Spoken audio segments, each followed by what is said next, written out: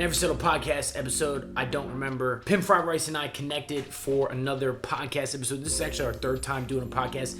Last time we connected, I just looked, and it was from this episode from about 9 months ago. I thought it had been a little bit longer. The first time we connected was about a year and a half ago.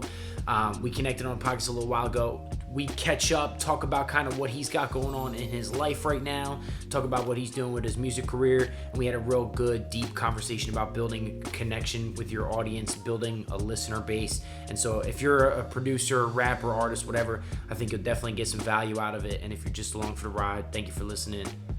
Enjoy. I was in the trap in school, packed stuff in the Mitsubishi. Entrepreneurial spirit, I sold a lot. Them junkies were singing like Cindy. Always knew that I could kill it. I had to maybe just give it a shot. Let the cash counter spit and watch my fake friends drop. Yeah, dude. So like lately, I have not for a minute now, and up until now, which actually I'm still experiencing the same thing. I have not been really. I haven't really been actually editing music at my crib at all. And everything I've been recording at my crib has been completely dry, raw vocals with not even like EQ on it. Like I'll EQ it a little bit, maybe, but like my recording setup and my process has been such a pain in the ass, and it's been not fun at all because like I don't have like, you know what I mean? Like I didn't know really how to do it. Like I wasn't even thinking about it. Cause the thing is too, is like I was talking to my boy. Okay. I was talking to PA, Prince, right? Yeah. Yep. I'm talking to Prince last night. We were at the studio last night. We did some super dope. And I'm in the studio, and it just kind of dawned on me. I was like, why the fuck do I not have the capability to do this in my crib? I'm not like an idiot. I know how to do it. Right. Why do I not have it at my crib? What do you not know how to do? Just like the mixing aspect of it? Or so like, okay, I actually know how to do a little bit of mixing. Here's the thing. One, my setup in my closet was a little bit of a bitch. So I moved some things around, right? But here's the thing, dude. It was like, I wasn't even necessarily thinking. I was just like, oh, it sucks at my house. I have to go to the studio. Like I was just looking at it with a narrow mindset. That was literally it. You can't, bro, because nowadays fucking hit records are made in basements, in closets, outdoors. It don't fucking matter, bro. It doesn't matter, dude. It doesn't matter. Like I'm recording in my closet, and I'm like, oh, I need fucking sound panels. Like I got these sound panels. Like I put which I don't even record in this room. You know what I mean? I just wanted to treat the room a little bit because I want to eventually be able to record in a more open space. Right. Whatever. But like to your point, and it's a fucking fantastic point, and I'm so glad we're starting with that. Like that takes us to a whole different tangent of it doesn't fucking matter where you're recording, how the song's released. It could be, dude, Juicy J made Bands and Make Her Dance in a hotel room holding a $200 microphone. He was holding it in his hand. Bro, Kanye recorded a lot of his verses off of, what was his last album? Not Donda. Jesus is King on his iPhone, bro. No, he didn't. Recorded on his iPhone, sent it to the engineer. That's how, like, sound quality Holy shit. First off, sound quality on basic tech nowadays is good enough to do that shit. But second off, people care less about the quality and more about the vibe and the emotion. It's kind of like memes. That's why memes work, bro. It's just like, it doesn't matter how good that shit. The point you're trying to get across, is it funny? Is it entertaining? Is it sexy? Is it cool? Like, that's why people fuck with shit nowadays. Like, that's so I feel like we're low key in like a resurgence of like the punk era where it's like, fuck making this shit look like glittery and all pretty. Just make this shit happen, make this shit real, and just push it out. The people are either gonna love it or hate it regardless. Like that's why XXXTentacion was able to do what he did. Like that's why so many people can make the music they do. That's why SoundCloud rap's as big as it is. Like I fuck with that shit, bro. This is when rap turns punk. You feel me? Like like the fucking distorted audio. X had the distorted audio. Yeah. Lil Peep was making the shit out of his crib,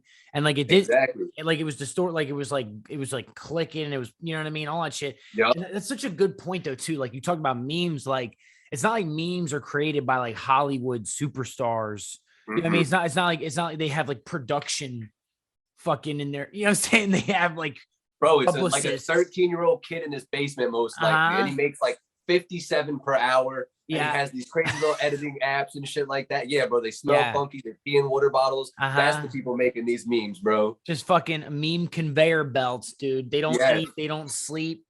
They saucy Adderall and fucking make memes. Yes. Yes, dude. They rotate between Call of Duty lobbies and fucking Dorito bag dust and just meme pages. And that's like subreddit is where they crawl out from, bro. Like flaming hot fucking Cheetos fries. Cheeto dust. Yes, bro. All that shit. Their fingers look like my shirt, bro. Their fingers look like my shirt rubbing on They don't even lick them off, bro. They just keep them. Nah, the dust touch helps everything. make the memes more spicy. That's a great point, though, dude. And like at the same time, I definitely don't think that takes away from the value of having a really quality sound, like going to the studio, right? So going to a studio, like, okay, we go to rotation, right? Mm-hmm. When I go to rotation, man, and I make some shit at rotation and we get it sounding fucking right, and we got Tom on there and he tunes everything up, clicks it up, freaking Melodyne with everything, and like just makes the production quality perfect. Mm-hmm. Like that sound, like especially when you get in your car, when you put it on the phone, whatever, and you blast that shit in the fucking 808 and the mixes everything, and like you got it professionally done, and you spent like several $100s to get that sound. Like there's something special about that too. You know what I mean? So I think that's a separate art form in and of itself. I think the art form of like DIY, there's like, if you, okay, X, when he was putting out his music, right, to reiterate this again, the quality of it being poor, or Ski Mask, I remember I could barely hear his vocals. Yes. On a couple tapes that he did, right? Yeah. I could barely hear his fucking vocals, but I was like, this shit is fire. He's like, shit on you, I'm fucking human centipede, shit on like the human centipede. And just the fucking energy behind the hey, like all that, bro. So but here's the thing. This is a good question though. Can everybody still hit and put out that same quality? Do we have the same, not to like shit on either of our artistry, but do we have the same ability to do that? Like, does that rule apply for everybody, or do you have to have like a real special fucking sound to make that happen? Honestly. Well, I definitely will say anybody who makes a generic type of music is gonna fall flat. It doesn't matter, even if they have the most polished music in the world. Like they could spend $1,000 on a track, and if that shit sounds generic, then it's gonna fall to the wayside, especially because nowadays rap music is so prevalent. Not even just rap, but music is so prevalent. Like 60,000 songs are uploaded to Spotify a day. Like that's one. How many day, you said? 60,000, bro. Damn. 60,000. So you gotta factor at least 2/3 of that is hogwash, bro. Just basic, generic, dumbass shit, turn up music, whatever the fuck it is, and it sounds the same. Yep. So it's like, I don't think it matters if your music is high quality or low quality. The people that make it to the forefront, I feel like 3 different factors that really carry you. One is just like bullheaded consistency, bro. Like if the people that never fucking stop and always pivot and adjust and keep learning from what they do, they're eventually going to get there. So that's one person. That's like your 2 Chainz. That's like your Jay-Z. That's like your Kanye, like people who made it a little bit older in life, but like they're pillars in this game because they have like, that's all they do. You know what I mean? Like they made that their life. Right. You have people that are on here off of personality alone. Cause like in the culture we're in, bro, we are no longer in the information age. We are in the entertainment age. So if you're able to like keep somebody's attention and you're able to just keep somebody's awareness, bro, because we literally have so many fucking things all over the place all day, all the time. Like that's interesting. That's another thing. That's your artists like Tekashi 6ix9ine. That's your artists like XXX. Like the people that they are energetic, their attention, like Lil Nas X, like right. The fact that he's pregnant right now for his album rollout, like that's wild as fuck. Like that's a headline grabber. Right. And then I would say like the third type of person is just the people who are authentically genuine in a way that nobody has ever seen before. And that would be so that's the second strategy. So the attention grab strategy one. But it's by being it's either like the bullheaded confidence, the attention, or being so authentic and tapping into a community of people. Like that would be like a J. Cole, or that would be like a Drake or something like that. Like people who what's another example? Because I'm just trying to think, like, because you're making a good point here. I don't want to stop you, but no, you're good. Because I was kind of running out of people to think about there. I'm trying to think. So, what's a guy that we just love from just his genuine authenticity, or girl, whatever, right? Like, I would say Mac Miller. Okay. See, at the same time, though, I think so. I think that there's a way to hack both of those strategies too.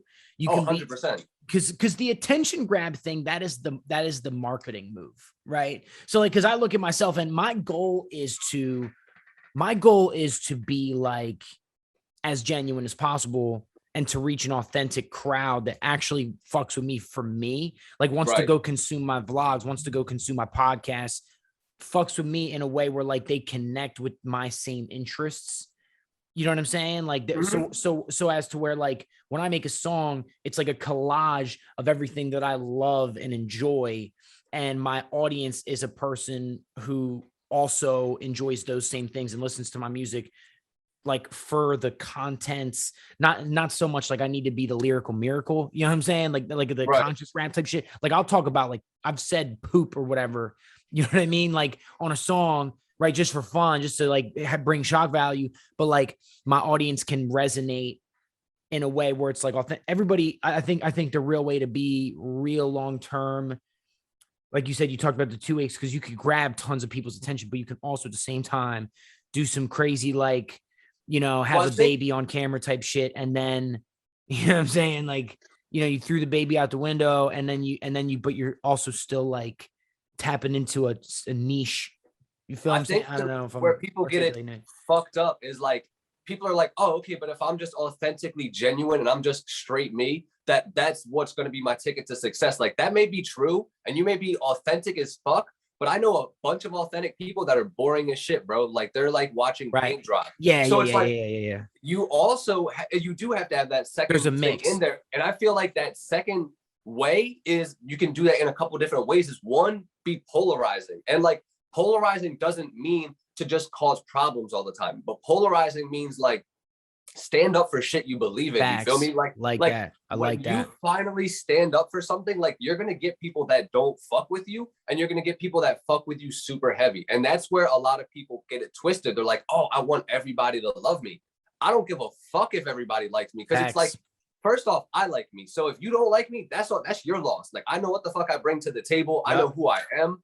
And like I carry myself in that way. And now I'm not afraid to say things that may piss some people off. Like I have people that when I post stuff on my stories, they're like, bro, that's not facts. Like that. Like we get in arguments, and I'm just like, I'm gonna fucking say it. I'm gonna do it. And like somebody said that's not facts. He was like, facts. Like, they were like, no.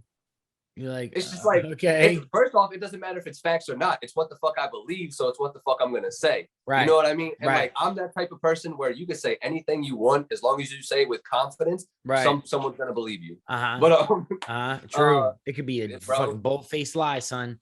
Look at Trump. Somebody come by it. Yeah. But yeah, so like literally, bro, just like, you can't just be authentic. You have to be authentic and interesting. And so like, people, I feel like people try and take that to a degree where it sometimes fucks them, where like they try and go over the top, and it's like they try and ride scandals, or they try and just like make controversy. And it's like, you don't have to do that. Like, right. If you, like I said, just stand for what the fuck you believe in, bro, you're going to piss people off. And just like, that's what it comes down to. And like, don't just be vanilla, bro. Fuck vanilla. That's right. I like that a lot, man, because there's like the genuineness, there's the authenticity, that can be boring.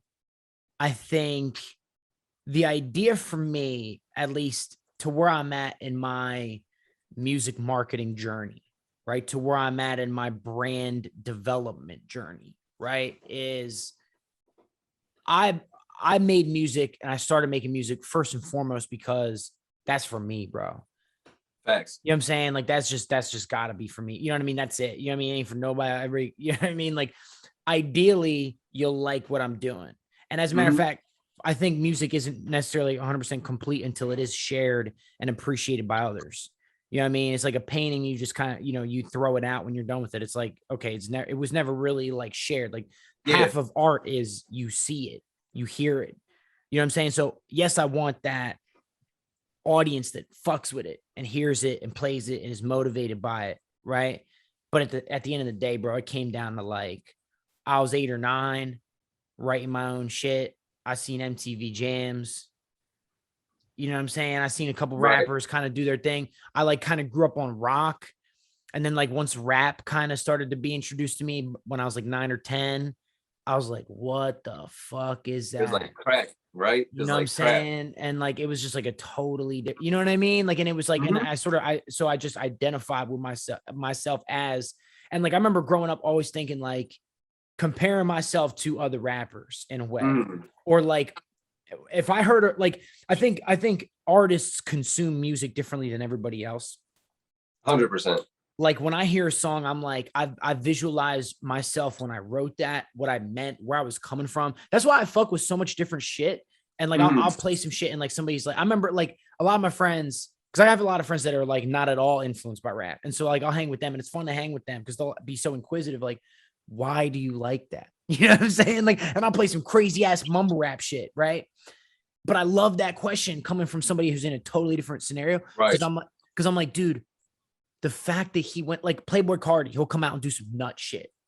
Like he'll say some, he'll have a totally different voice. Fuck with that shit, bro. I love it, man. When he does that, Love I'm like, that shit. yo, because I picture myself being in the stew, acting dumb, And just having a fucking blast, bro. having so much fun. The engineers cracking up. I'm over the lean for real. Huh. Yeah, dude, you know what I'm saying? Especially the mosh pit on the video where he's in the market. Yes. You know what I'm saying? Yes, So it's like, I'm just picturing that scene. And it's like, bro, that's a moment. Drake referred to his songs as moments before. And I thought that was some of the most fire shit I've ever heard. Hell yeah, bro. Hell yeah.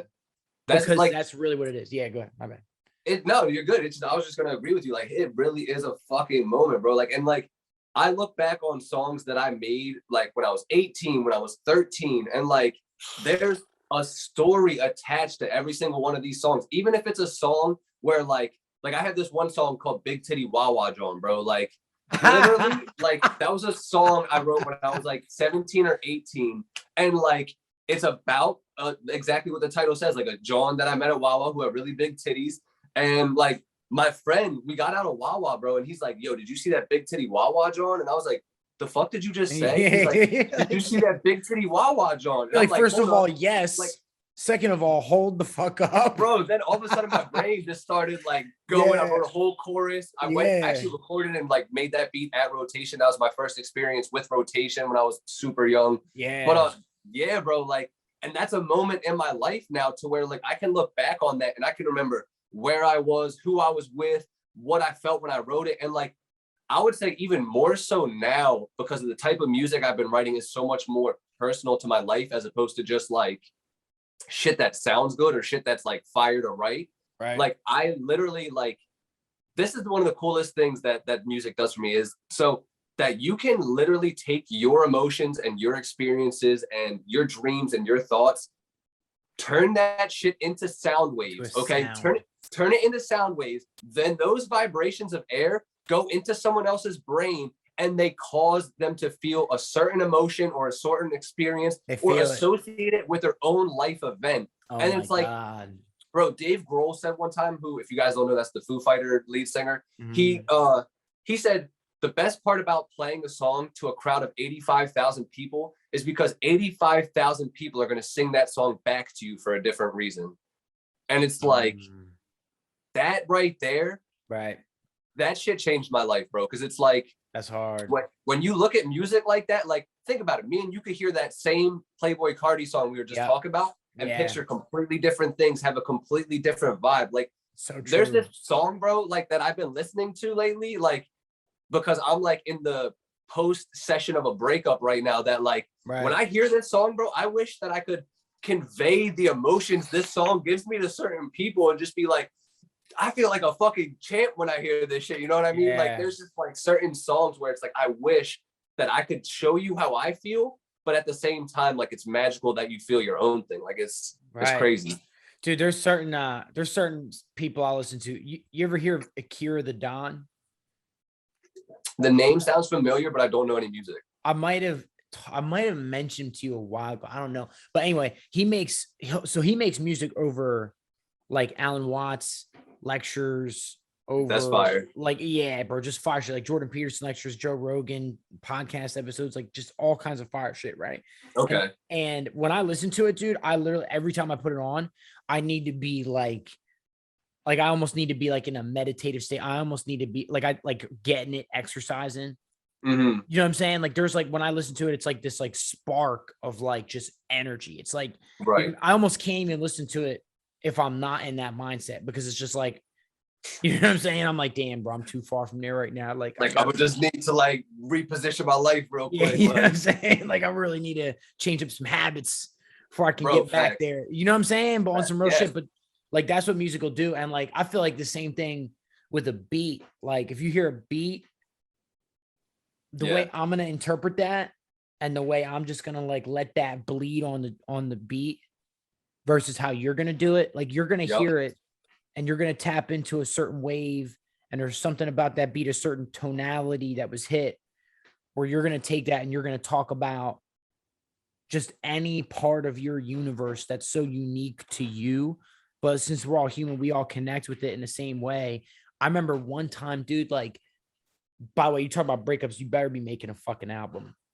Bro, I'm not making an album for years to come. So, but there's a fuck ton of singles that's coming out of this. Okay, you're dropping tons of singles. I'm with you. Yeah. That is, by the way, the smart release strategy. Like it, and so that just shows that So much just therapeutic music being written right now. That's what you need, yeah. And like I just got off a week and a half like mental block where I couldn't write shit. And the song I just wrote today, like literally this morning, bro, I was like, I'm happy that this was the song that came off of that writer's block. And yes. Fire. How long was your writer's block? Just a week and a half, but okay. How consistently do you write? I try to write at least a minimum of a song a week. Also, hold the fuck on. Wait a second. Last time we did a podcast, it was almost 2 years ago. Bro, was it really that long?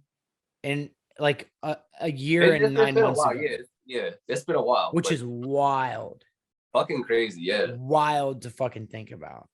Yeah. Time truly does go by. Like that's the thing that's like one of the most like I feel like also patience is something that's practiced, right? So check it out. So I feel like for a while I'd always like in my music and in my branding and my development, my professional development, I've always, like, you know, especially being younger, I'll like look at my situation, be like, man, nothing happened yet. But like you talked about the bullheaded consistency, right? Shit materializes and happens over time. Yes. Good habits implemented over time. Yes. And it compounds though. It compounds. Like you get one or two little marketing tactics right. Next thing you know, you have a catalog of songs. Now you've had marketing skills at the house, certain marketing tactics. Now you got playlisting down. Now you're killing on YouTube. You got Instagram content. Now your fans know, like fans and audience, whatever you want to call them, like they're able to connect with you more. They expect a certain consistency. They expect a certain quality. Now you've developed value and built a connection over long term. Like if you put out one fucking song and one YouTube video, there's not enough there for people to really think or feel like tuning in. But if this motherfucker's been going for years, you're like, this guy doesn't stop. I have no choice. Bro, it's either 32 or 37 songs is the average number of songs it takes an artist signed to a major label to pop.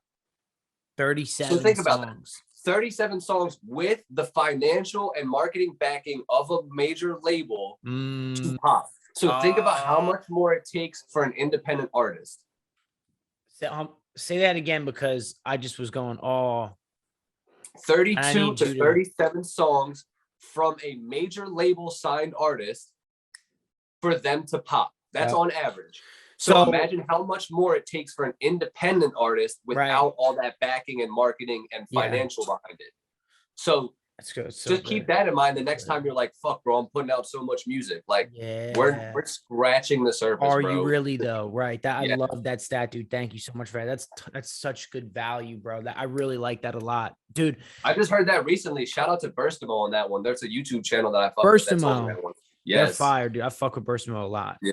They're dope. They're dope. I've been following them for a while. Yeah, dude. Like, I think when it really comes down to it, bro, for one, it really is that consistency. For two, narrowing down on the quality, right? And I don't know if there's like an exact special formula, blueprint, roadmap You know what I'm saying? Like if you're in the Amazon, there's no, you got a machete and you got your fucking survival tactics. You know what I'm saying? Like Exactly. that's the most, you know what I'm saying? There's no like, you know what I mean? It's uncharted territory. You know what I mean? Right. So it's not like there's a blueprint duplicatable system for you. And each artist taps into such a sub niche, you know, so it's about finding and understanding what you're interested in and then creating music for people similarly interested to that, right? I would say like the best way to do it, in my opinion, is because it's like you said, there's no exact copyable blueprint. Because even someone that has done it before, you can't copy the same exact steps and get there. So what I would recommend to do is find 3 to 5 people that have the ideal lifestyle that you want. So like not someone who's like a famous musician that kind of has it, like someone who literally is living the shit that you wanted to do. And don't look at what they're doing right now. Look at the shit they were doing when they were 1 or 2 years into this, when they were 5 years into this. Like if they've been out for a while, they most likely have like a rabbit trail of shit that they've done over time that you can watch interviews or stories or like blog posts, whatever. Right. And then find these people and then just use that as like a guardrail. Obviously, you can't follow anything specific to the blueprint, but if you have like 3 to 5 people and you're like, oh, I know they all kind of are moving in this general direction, you may not have a roadmap, but you at least have a compass. You get what I'm saying? Yeah, yeah, I do. I one of my favorite things to do is just fucking watch an interview of one of my favorite rappers. Yes. Because dude, there's so much game. There's so much game in like an hour-long Breakfast Club interview. Yep. You Yep. just sit back and you're like, okay, okay. You know, And just like hearing that story, like hearing where they came from, hearing, and like a lot of times it's like you hear stories, and because you idolize that person or you look at them the way you do, you can picture yourself in their shoes. And it's like they did a lot of the same shit I'm doing, or they're, you know, in the same spots that I'm at. And it's like if you just look at these, you don't feel as alone or in the mud as you really are. You know what I'm saying? yeah, yeah. And it is about another thing with that too, because you talk about being alone and in the mud as an artist. The moment you said that just kind of sparked like a thing with me, because as artists, bro, we're a part of like a smaller percentage of people. Mm-hmm. You know what I'm saying? Especially if you're like in the suburbs. You know what I mean? Like I'm in like uptown Philly now. So there's a lot more creative people that I can kind of like bounce ideas off of, that I can relate to more. You know what I'm saying? Like my homie up the street's a painter. Like I haven't ever met a painter until you know what I'm saying, in the suburbs. Like honestly, nobody was painting. You know what I mean? Come on. But dude, like I took a big break from music for a while and was really just focused on what I was doing, you know, with my marketing business and stuff. And really was just like, and I was also at the same time was like, okay, I'm learning and practicing shit that's going to help me with music down the road. Right. Every once in a while in my life, I've taken breaks, missed it like a motherfucker, and was just thinking about it. Right. And was just like almost as though I was like looking outside the window at like my potential life of making music, but like it had already been so much time that's passed since I've made music. I almost like lost touch with it and shit. And I was just like, damn. And at the same time, what came with that was I hadn't seen people that have made music for a little while, and I haven't communicated with people that were making music for a while. So like my thought of the desire to make music seemed 10 times crazier. When in reality, it's really not like that far-fetched or that deep. It's deep. It's deep, but it's not far-fetched. You know what I'm saying? Okay. Like True. Facts. I fuck with that. Okay. Because if it wasn't deep, you wouldn't be doing this shit. You feel me? But like, and it's like you said earlier, like making music, bro. It's like making music is really like a therapy. Like it's fucking awesome. Yeah.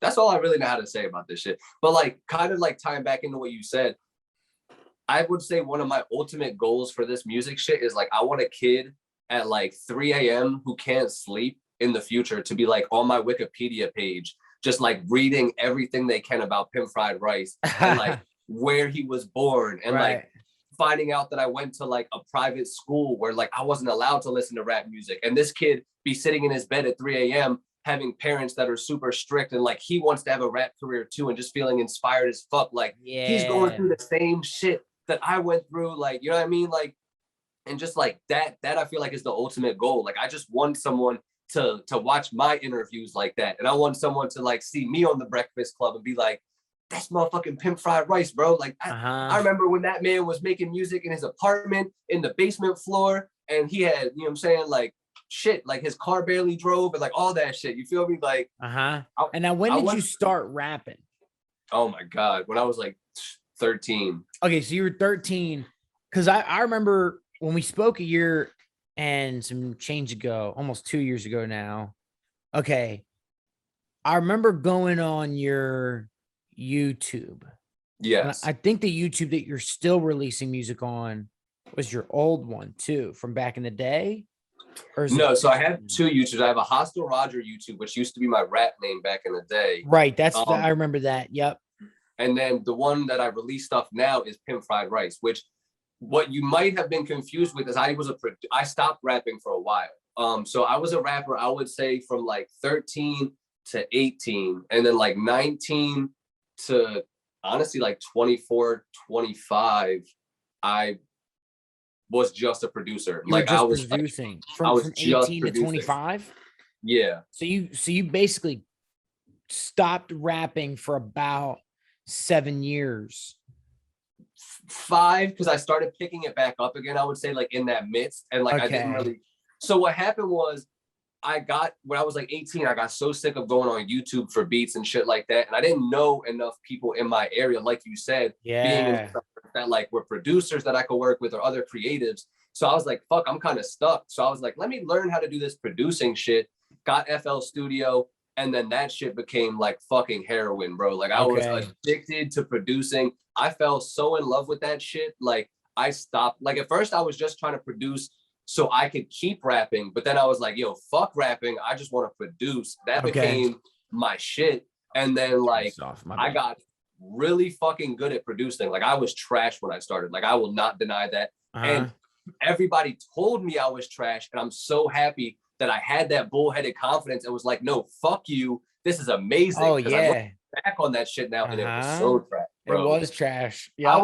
I was delusionally like I forget who said this. I think it was Russ said like one of the key factors to being successful, bro, is you have to be delusional. Because there's going to be like plenty of times where people are like, you can't do this shit or like you're not good, but you have to see past that shit and like just know like, no, it's there. I just gotta like dust off the diamond type of shit. Like you can't be logical. That's the thing, right? So you can't rely on reasons and facts and the way things are to be successful, right? So I think that's what Russ means. I've fucked with a lot of the shit that he's had to say about manifestation and the way you hold your attitudes about yourself and his lyrics too, by the way. I've never really been a big Russ follower at all, but I recently heard his Utah freestyle.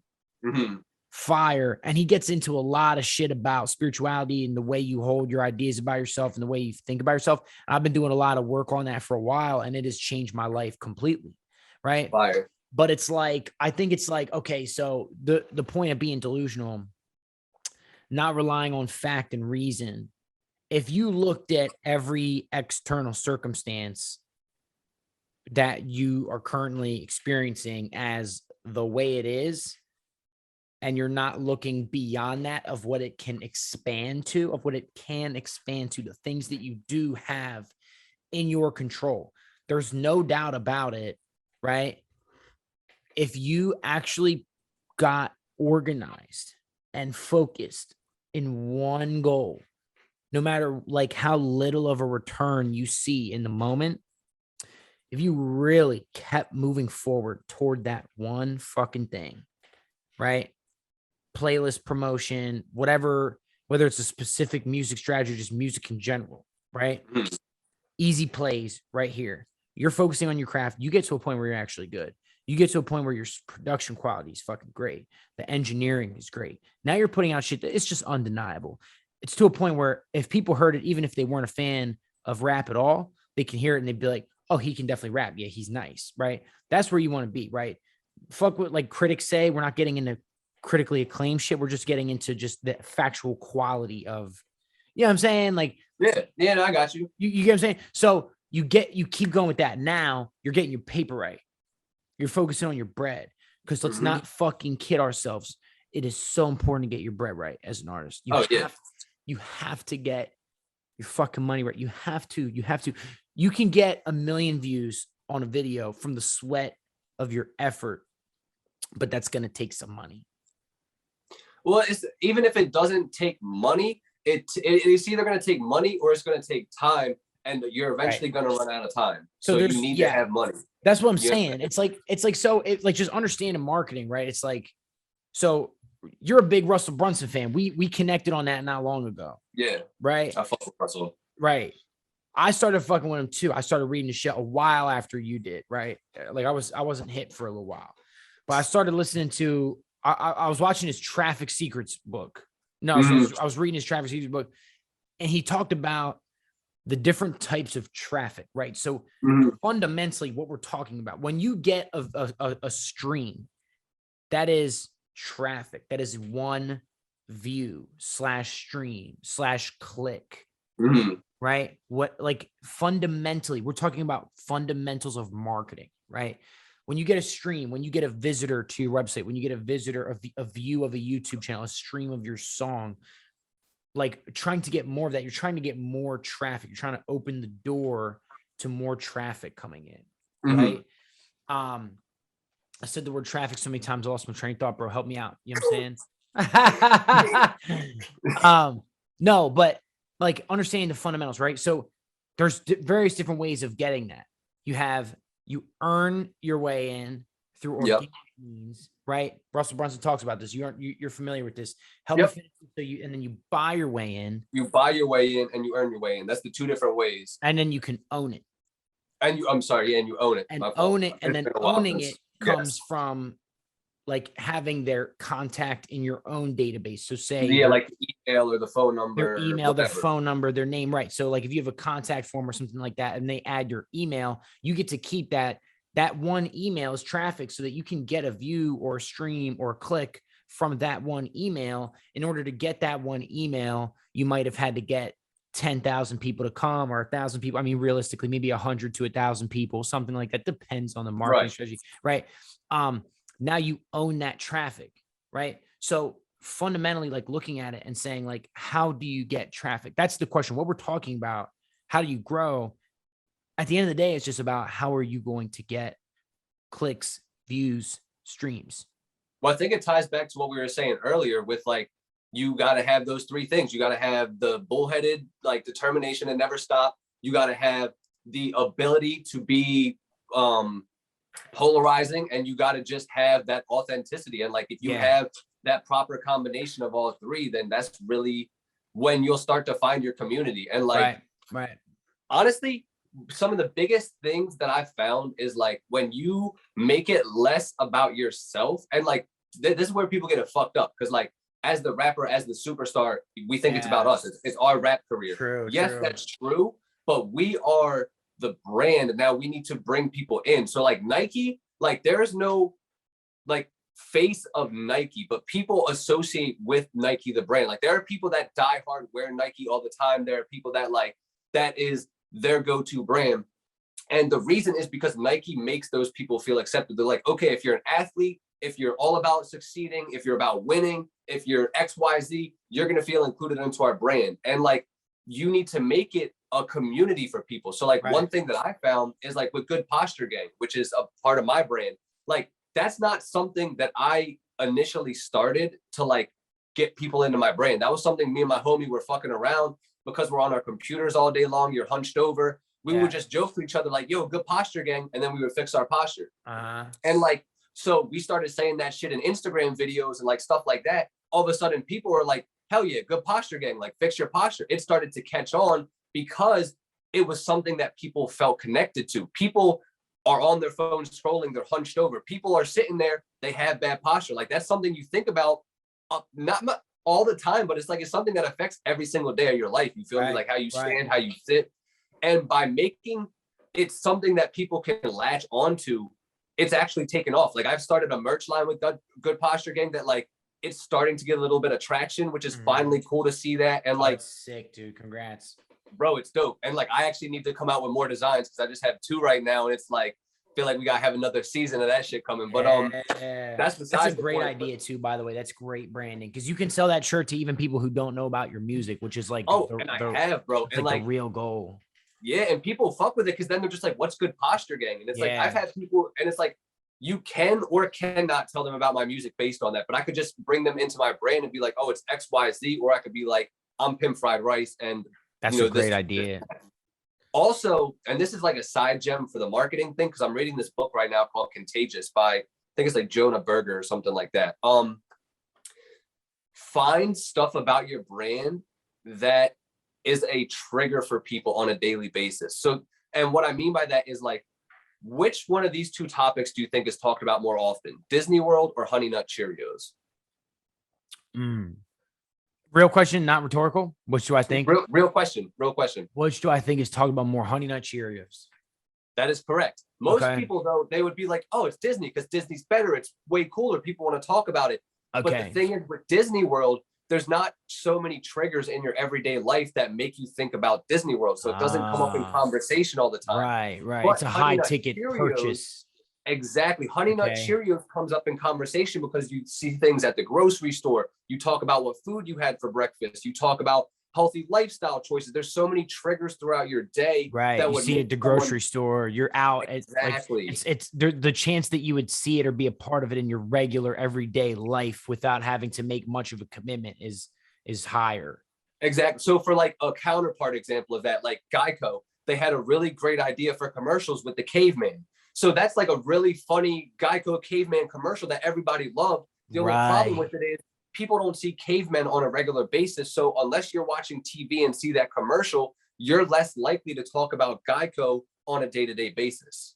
Does that make sense? Okay. So you need to somehow tie it into what they're a part of regularly. And that could be skating if that's your brand. It could be So they anime if that's your identify brand. It could be Geico sports. with Yes, X. exactly. But So like, you're not- find like okay. different things that you associate with your brand that then you can Ah, use as a daily trigger for your fans to think about you, which is kind of Right. what Good Posture Gang came about to be. You know what I mean? okay. So if Geico somehow made some sort of like somehow tied in a way to creatively make a funny thing about like celery.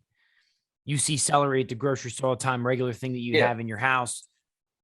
Maybe not the best strategy. It's not 100% thought through, but you understand the I principle. get what you're saying. A caveman a better isn't seen all example the is time. there was one, I forget if it was State Farm or it might have been Geico, the one that did like the commercial was like, "Oh, are you becoming more like your parents as you buy a home?" I don't know if you've seen that one before. And it's like, and they're like, "Oh yeah, if you have 20 throw pillows on your couch, you're becoming more like your parents. If you read books about submarines, you're becoming more like your parents. If you don't know how to silence your cell phone, you're becoming more like your parents." Right. And like those are triggers that's like, oh, because whenever you see your parents now or you do something that makes you feel like your parent, you're gonna be like, and you're gonna think about, so it's so relatable. They figured a way to package a meme into an advertisement. That's it right there. It has to be a meme, which is much it doesn't different. have to be a meme. It just has to be a social trigger, something that is right. Well, that's what memes are if you think about it, right? So that's what I'm saying is like it not necessarily a meme in the way it needs to be the thing with the text line and the or fucking funny order exactly. or funny, just a relatable social trigger, something that sort of connects you to just your everyday life with brand. Exactly. That's fucking great shit.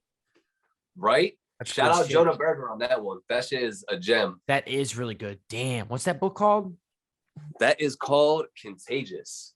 Why Things Catch On. That's a great. And he's from Philly, I think, too. Okay. That's good shit, bro. That's good shit. So, dude, and we're talking about all this marketing shit. We're talking about so much shit, right? So much shit. Marketing is never ending, by the way. And I'll sometimes overthink it. I don't know about you, but I'll speak for myself. I can sometimes overthink it and say, man, like I really, you know what I'm saying? Like I just need that video that pops. I need to put out some of this X, blah, blah, blah. I'm interested in hearing, I'll kind of share with you a little bit of what my long-term, short-term goals look like. I'm interested in hearing yours.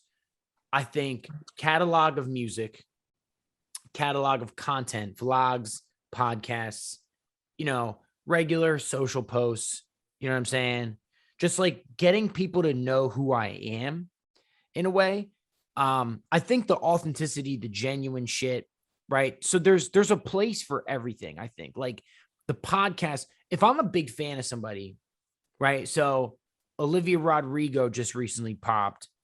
I was listening to her song in the car one day and I thought to myself, fuck, man, if she had like a podcast, a vlog, the people that are listening to her shit, if they got to know her on a deeper level, to where they be like, she would enter into being a bigger part of their life in such a special way, and people would fucking shit their pants over her. Like if you make it that level of big, and then you back that up with like, this is who I am.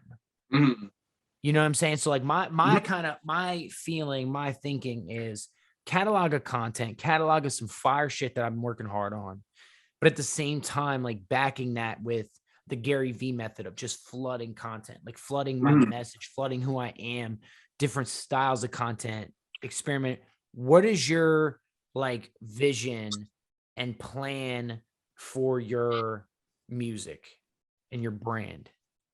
That's a really good question, because I would say over this year everything has shifted, because like I said, last year I was a producer and my main goal was teaching other rappers how to be successful with their music, and then like using my production to help them do that.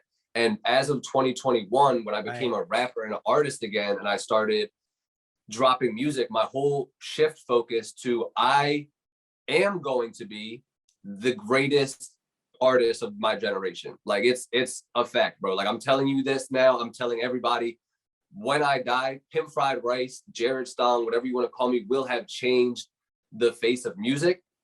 So like I'm still kind of figuring out my goals right now, and like what those specific numbers look like, what those specific things look like, I don't know. But all I know is my short-term goals is I'm going to be shameless and relentless with my goals, because that's two words that I've been consistently telling myself. Shameless in the sense of like, I can't be ashamed of talking about my goals to anybody at any point. And like any opportunity where I have the chance to promote myself, I need to take that, because like some of my biggest inspiration in life is Kanye West. And like, if he was able to like stand up on a table in a restaurant as like a 26-year-old dude and like rap his verse because he felt so strongly of that he is the shit, like I need to have that same level of shamelessness about my goals. Like I'm not saying I'm going to stand up on a table at a restaurant, but like the fact that like I can't be afraid to say whatever to this person, or promote myself in this way, or post about my music constantly, or make that consistent content, and be worried about, oh, am I being annoying? Am I being this or that? Because it's not going to be annoying to the people that fuck with me. It's going to be annoying to the people that don't give a fuck, but fuck them. I don't give a fuck about those people. And then the second word is relentless, just because like exactly like I've been saying, bro, like you can't fucking stop. If you're tired, be relentless. If you feel like you're about to have a breakthrough, be relentless. If you start getting more momentum, be relentless, bro. Like don't fucking stop. Like that's really like my short-term goal is be shameless, be relentless, and just go for this shit. And like I know this is a marketing standpoint, but I plan on in the next couple months, like I plan on saving up, hopefully buying a van and just living in that van and traveling the United States and just making music with whoever I can, and just fucking put all this shit on the line, bro, and make it happen. Yeah, bro. That's it, man. That's the only way. That's fucking sick, by the way.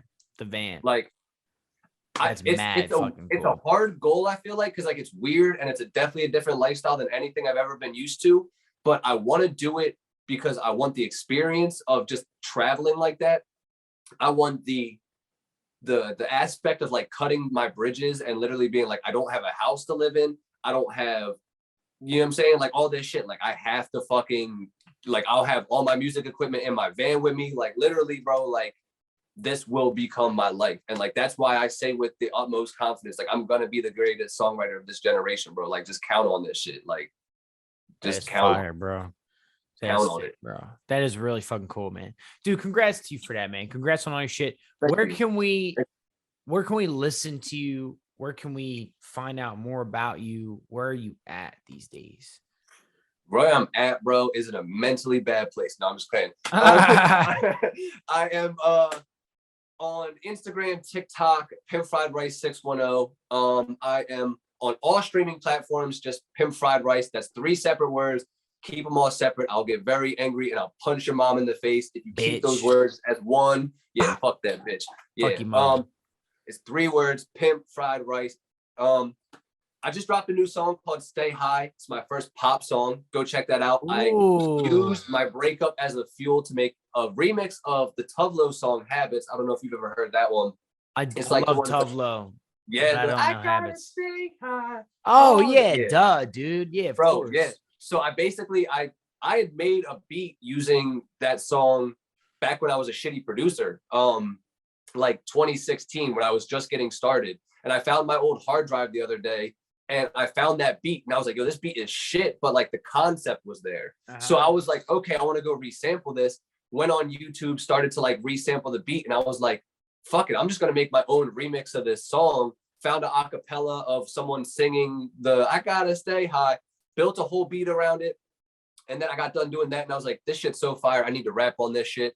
Recorded a rap verse on it. And that's all I'm going to say. Make sure you guys check that out. It's called Stay High. Pimp Fried Rice, all social platforms. This shit is gas. Gas. Pop song. Gas. You're gonna have to call me Pop Fried Rice from now on because I'm a pop star now. Pop shrimp. Yes, sir. Yes, sir. Dog. Popcorn shrimp.